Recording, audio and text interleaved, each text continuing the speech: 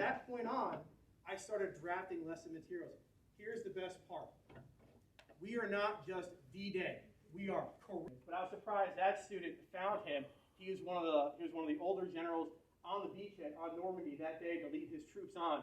Reenactors, guys, we're actually paratroopers, okay?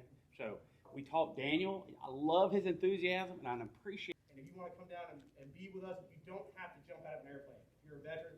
So less than 1% of the U.S. population will serve in the military, all right? Of that 1% that serves in the military, clearly 84 to 86% are from the same military families.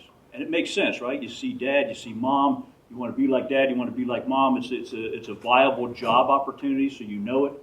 You live on a military base, so it is a sheltered lifestyle being in the military.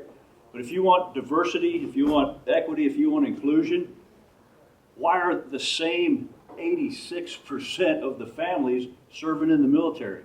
And we want it. Unit, and it matched the names of his unit that he served with. It was called a short snorter. It's actually an Army Air Force.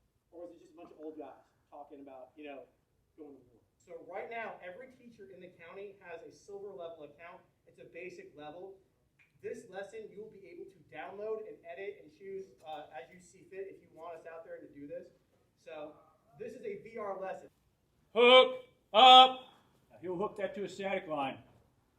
And I will come along, make sure that it's properly hooked, and then I'll trace every check, static, stand by, go. Out the door he goes. 1, 1,000, 2, 1,000, 3, 1,000, 4, 1,000.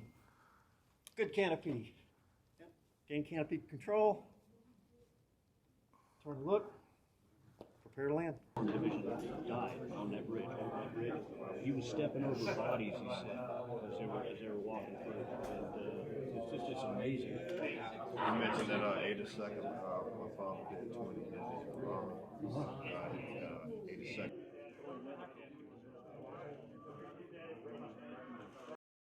First of all, RCPT is to honor and remember those who came before us. Our next mission is to encourage, educate, and foster those who will take our place when the time comes. So it works all the way around.